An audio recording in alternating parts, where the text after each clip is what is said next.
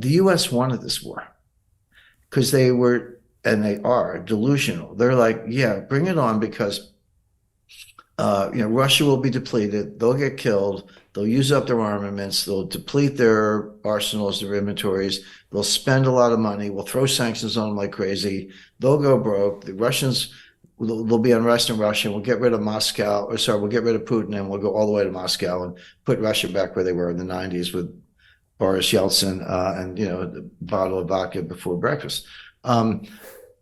None of that has played out. Everything I just said, that was the goal. And they say so. Again, I'm not breaking into safes in Washington. They say these things. But every one of them has turned out to be the opposite. Here's what's actually happening. Number one, World Bank, not exactly a Russian puppet. They're pretty much controlled by the U.S., projects Russian growth this year at 0.7%, but it's been revised upward. Now go back to early 2022. What were they saying? Russian economy is going to collapse. It's the end of the ruble. Biden is like, we're going to bury the ruble. No, the ruble did dip from 70 to 140 for about a minute, and then it got back to 70, and then it got too strong. It was 50 to 1, whereas at the beginning of the war it was 70 to 1. Elvira Nabiullina, who's the head of the Central Bank of Russia, for my money, the only central banker who actually understands her job, actually had to cut interest rates, not raise them, but cut them, because she was worried the ruble was getting too strong.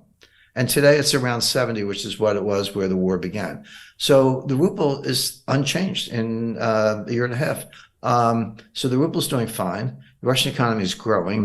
Will probably outperform the U.S. economy this year. We'll see how it plays out, but I expect a recession in the U.S., no recession in Russia. Their foreign exchange reserves are up because they're selling more oil than ever at higher prices. And inflation is totally under control. I just want to alert everyone to an important video that you've just recorded that will not be available to the public. Here, you discuss the upcoming geopolitical shockwave of what you call the most significant development in international finance since 1971. But then you explain how anyone can position themselves to profit from this crisis. Our viewers can access that video at londonreal.tv/Jim, and I highly recommend that everyone go watch that immediately after our conversation. So the Russian economy is, if not thriving, it's doing pretty well, and Germany's in recession, Japan's in recession, the EU just went into a technical recession, the US is headed that way, may already be, and the Russian economy is growing without inflation. So much for burying Russia's economy.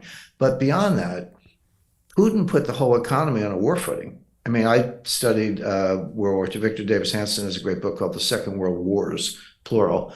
But he has like 2 pages on Stalingrad and a page and a half on D-Day. The whole book, because there are thousands of books written on all those subjects, his book is about industrial production behind the war effort and how Henry Ford turned assembly lines from Fords to B-29s almost overnight, and how the Wehrmacht. They were the most lethal force in World War II. They would kill 2 or 3 Russians to 1 German on the Eastern Front, except Stalin, he'd kill 3 million, and Stalin would send 3 million more and 5 million more. And finally, at a certain point, the German general said, wait a second, we're in over our heads here. We can't, we can keep killing them, but they keep coming. But between Lend-Lease and being on a war footing, they just outproduced Germany. 15,000 bombers a month versus 3 or 4 that Speer could produce. Well, the same thing's going on today. Putin put his economy on a war footing. We did not. And so we're the ones seeing the arsenals depleted. The British are sending the Shadow, I forget the exact name, Shadow missile. The U.S. is sending Patriot missile batteries. Guess what? The Patriots don't work against the Russian Iskal hypersonic missile. They can shoot down cruise missiles. That's what they were designed for. But the Russians aren't shooting cruise missiles. They're shooting hypersonic missiles, and they're blowing up the Patriots. So the other day, Zelensky said, we need more Patriots. Yeah, it's because we sent you 3, large batteries, or $1 billion a piece, and one of them's destroyed, and the other 2 are on the way to being destroyed. Hey, do you want to profit from crypto? Then join my DeFi Academy. The Crypto DeFi Academy will help you create generational wealth. But don't take my word for it. Listen to my students. When I first got into crypto, I remember thinking to myself, I need to learn more. Brian Rose, learning crypto, learning DeFi, gotta do it. I am so grateful that I jumped in and did this. I had to break through some limiting beliefs that I can do this, that I can afford this, that I can be in this. It challenges the things that are deeply rooted within us. Joining DeFi Academy has been one of the best decisions I have made on my blockchain journey. This course was a life changer, a game changer, a huge eye-opener, coming from knowing practically nothing at the speed of the learning over 4 weeks was just fantastic. The information you provided in this class was invaluable. I feel far more confident in my next steps. You took complex concepts and made them easier to understand. What's different than so many other ones is it just doesn't tell you what to do. It actually makes you do it. This is for people who are serious about becoming traders. This is the way it should be done. I realized from this learning experience again that it is not about what you learn, but about who you learn it from. The energy was insane. I've never experienced such incredible energy on a live call. Brian Rose, you are a legend, my friend. It's the only thing in the market where you can get all information and learn everything what you need to know. Everything is so clear and so well done, and I'm just forever grateful for this program. It made me feel so much more confident about crypto than I did before.